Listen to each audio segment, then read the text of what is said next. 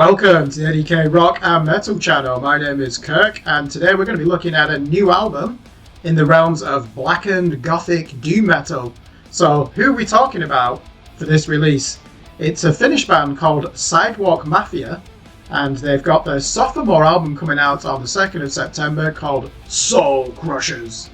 Who are this band? Well, as I said, they're from Finland, and they are a trio of musicians comprised of Tommy Angelov, who's the vocalist and guitar player, a drummer called Johannes Wolfpaton, he also provides backing vocals, and a bass player called Tom O'Valley. Now I suspect these are not the real names, that these are pseudonyms, because they certainly do not sound Finnish. Just to give you a bit of context, this is a sophomore album, and it's a follow-up to 2022's 72 Hours LP.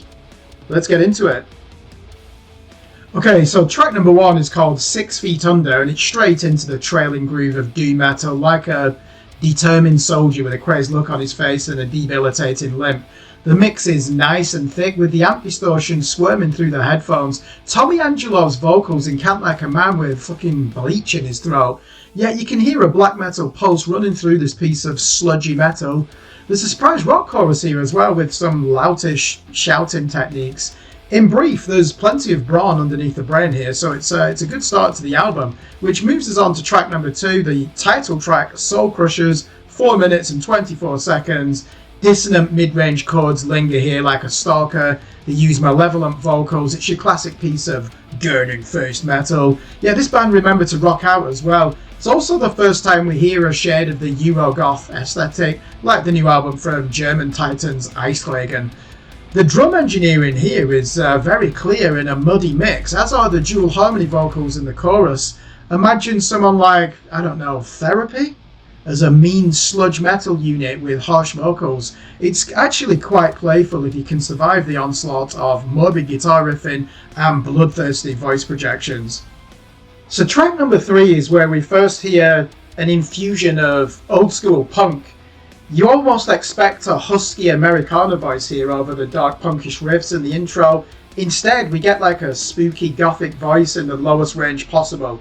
The main riff is basically, to me, a sludge metal take on Pretty Vacant by the Sex Pistols. Give it a listen and you'll understand what I mean.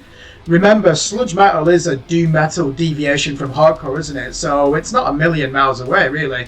But you wonder why they need 6 minutes here to get through something as up-tempo as this, and you want something spectacular once they dispense with the second chorus rendition of just shouting out growl vocals. Naturally, they lean into the sinister doom elements when trying to find a transition point to the next section, and a fiddly guitar solo would be ideal here and would definitely enhance the song and justify the extended running time, but they don't give us that. So when we move on to track number 4, Without Hell, this is 5 minutes and 43 seconds, and it's the first time we hear a dramatic thrust to the music with a clear gothic metal angle.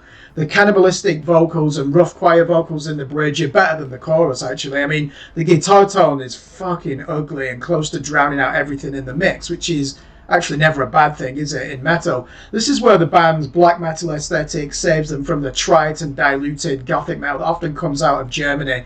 They never forget to include chunky guitars as the driving force of this song. You can even hear a phantom organ trying to break through like daylight in a vampire's basement. Actually, when it came to the end of this song, on third listen, I wonder if there actually is an organ in there. It's hard to tell because the noise levels of each instrument are extremely high. So we're approaching the halfway mark of the album now, and the excitement levels, to be fair, are still quite high. Track number 5, Hummingbird, reminds me of Paradise City by Guns N' Roses in the intro before it dives into a serenade of gothic harmonies backed by tom drums and droning guitars. Quite a strange approach, I find, to a song, certainly mixing those types of timbres.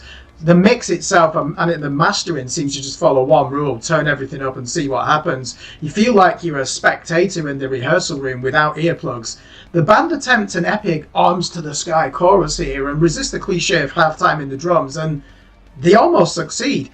Adding a flanger effect to the vocals is something you used to hear in stoner rock in the 1990s from bands like Fu Manchu, and the drummer here treats the midsection of this song like a fucking drum clinic. as the guitarist just knuckles down with a simple down-picking riff, you know, jun jun jun jun jun jun jun jun jun jun jun. And when we move on to track number 6, we're still around the 6-minute mark for this composition, and it's back to the black metal grimacing. So the vocals here salivate with murderous delight. They deliver the song really like a crust punk song. The chorus vomits from the speakers like a force that hopes to achieve its aim by sheer power alone. Sometimes the voice comes close to imitating the tantrum of a disturbed child. It can actually be slightly annoying. And they can't decide here whether they want to deliver the evil blues of Glenn Danzig, the blackened crust punk of modern bands in the underground, or the gothic metal of Typo Negative. Make your fucking mind up. Regardless though, there's no doubt this song will be a thrill to watch live.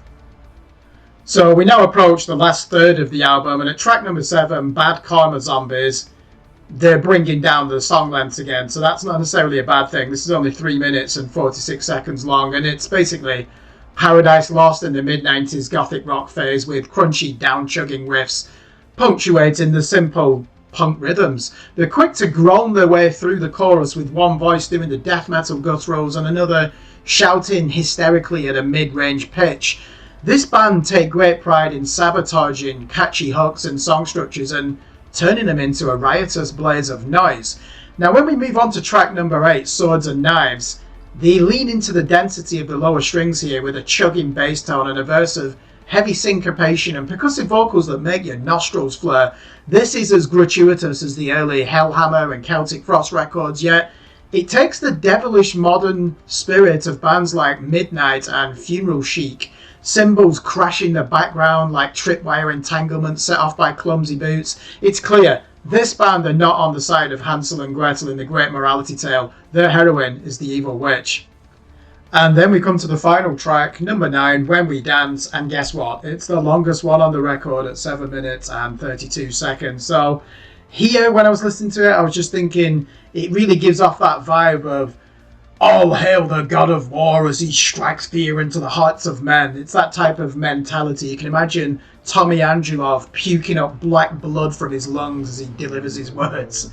Yeah, the band are not averse to letting the vocal lines guide this song rather than just relying on the belching drop tune guitars to clear the trees and move forward in tank formation. The bass is so fucking loud and greasy in this closing track. I mean, sometimes it even overpowers the guitars, and listen to the hiss of the vocals in the middle 8. You wouldn't want to fall under the curse of these words.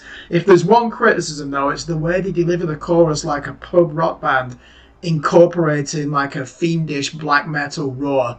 But overall, it's quite a strong end to the album. So what are the final thoughts on this? So this LP has that classic swagger of the early Venom records and the production of a band like Melvins. There's nothing on this album that feels like a filler. The production is raw, quite dry, but you can hear all the instruments with great clarity. Perhaps the most underrated aspect of this music is the confidence of the vocals, and even if they take pride in being loud and boisterous and rowdy, there's actually some melody in there as well.